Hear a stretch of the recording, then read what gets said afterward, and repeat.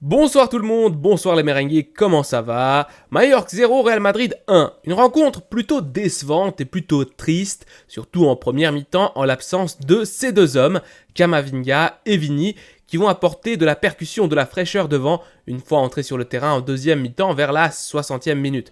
Sur la pelouse, l'attaque madrilène était constituée par un duo, Brahim et Roselu. L'avant-centre espagnol a été transparent. Quant à Brahim, eh bien, notre numéro 21 a essayé à plusieurs reprises de s'emmener le ballon dans l'axe, parfois un peu trop individualiste, mais c'est toujours un régal de le voir jouer comme sur cette action en début de partie. Mais enfin, le Real Madrid ne trouvait pas la faille, peu de dynamisme devant et un manque d'idées semblait planer sur la tête des joueurs madrilènes.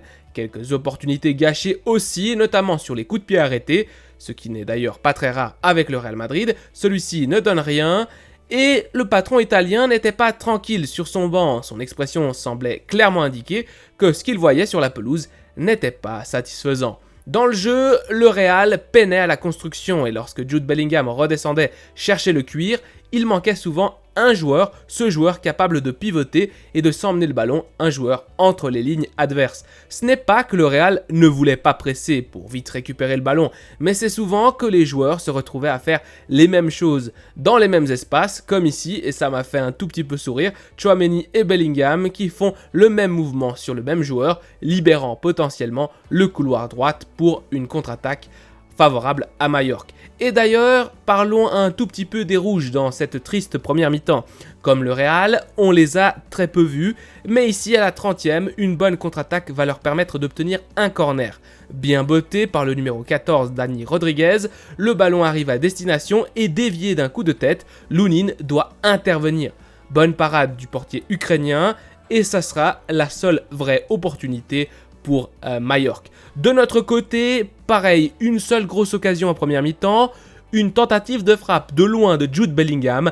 L'Anglais voit sa frappe s'écraser sur la barre transversale. Le portier adverse était battu et Jude, comme moi, avons cru au but. Le Real Madrid manque terriblement d'idées, de vitesse, de punch. Oui, d'électricité en première période. Regardez-moi ici, Nacho qui prend une éternité pour se décider. Je ne sais pas s'il veut jouer long pour Roselu, court sur Modric et changer le jeu peut-être sur le côté droit tout au fond.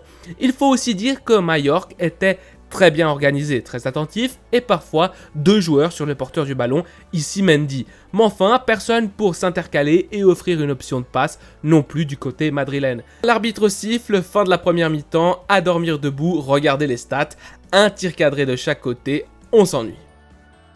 En deuxième période, le Real Madrid va trouver la faille très vite. À la 48e, Tchouaméni qui va prendre le ballon, décide de tenter sa chance de très loin.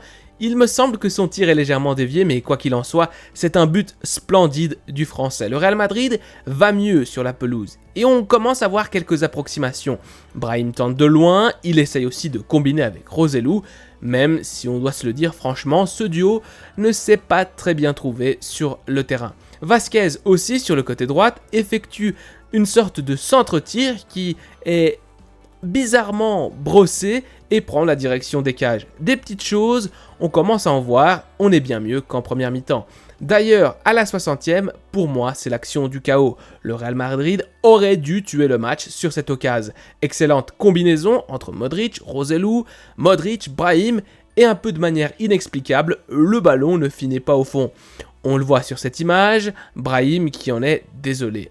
64e minute, Ancelotti comprend qu'il doit un tout petit peu changer les choses, dynamiser le jeu, le milieu de terrain, son attaque, et il fait entrer Vinicius Junior et Camavinga pour la sortie de Bellingham et de Brahim. Vini, on le sait, il va faire tout de suite très mal, et c'est ce qu'il a fait à nouveau sur son côté gauche par sa vitesse, sa fraîcheur évidemment, il vient de rentrer, et cette capacité à déséquilibrer la défense. Ou tout simplement en tentant de loin, parfois en essayant de frapper.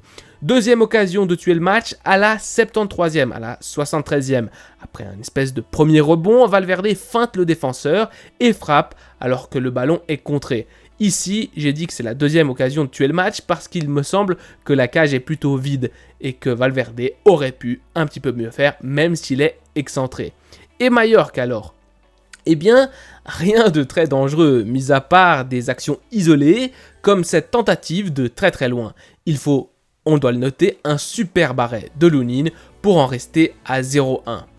Et alors, du côté de l'entraîneur, il manque 20 minutes de jeu pour la fin du temps réglementaire et Ancelotti, on dirait qu'il va mieux. Même s'il n'est pas toujours d'accord avec l'arbitre, ici je crois que c'était une faute sifflée à l'encontre de Tchouaméni alors qu'il avait touché le ballon, l'entraîneur italien sourit maintenant. Il décide de retirer Modric de la pelouse et de mettre Carvajal pour défendre le résultat, je le pense. À la 86e minute, notez que l'on a aussi vu Militao qui est entré à la place de Vasquez pour jouer les 4 minutes du temps additionnel. Donc il est entré à la 90e. Pour lui donner peut-être un peu de temps de jeu, ce n'est pas une mauvaise idée je trouve. Et enfin, fin de rencontre. Une mauvaise passe en retrait d'un joueur de Majorque qui a failli permettre à Vini de marquer. Malheureusement, le portier adverse était, malheureusement pour nous, était très attentif et il s'est bien anticipé en sortant. Et alors que je pensais que le pire était passé, dernière action de la rencontre, Lunin a failli nous coûter la victoire. Sur cette sortie, le portier ukrainien relâche le ballon, ouf, ce n'est pas le but de l'égalisation. Enfin bref, un coup de canon de Tchouaméni à 28 mètres nous a permis de prendre les 3 points à l'extérieur et de nous maintenir confortablement tout en haut du tableau.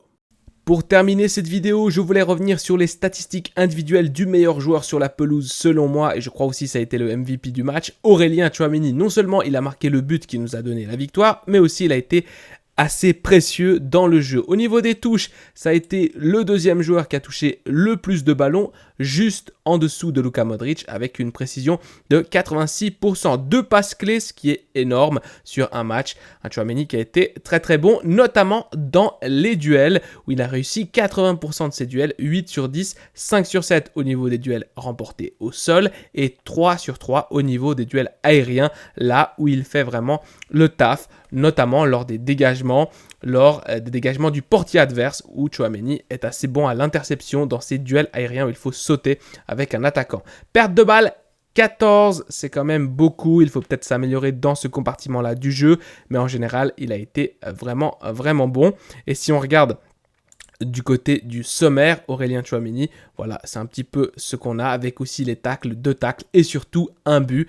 Alors, si on regarde l'attaque, je pense que c'est les buts attendus, voilà, 0,04. Donc, Tchouaméni, on ne s'attend pas à ce qu'il marque avec une seule frappe cadrée et une frappe d'aussi loin. Mais il a cette qualité, comme Camavinga et comme d'autres joueurs du Real Madrid, à pouvoir nous débloquer un match qui était un petit peu ennuyeux, un match qui manquait de ce but. Même après le but, ça s'est pas non plus trop transformé, c'était pas un match vivant, un match avec beaucoup d'occasions, mais franchement, ça fait plaisir, 3 points, le plus important est fait, on maintient cette première position et surtout cette confiance pour ce qui reste à venir, notamment le match face à City. Pour moi, c'est tout bon, à la Madrid, nada más, prenez soin de vous, des vôtres et de votre famille, allez.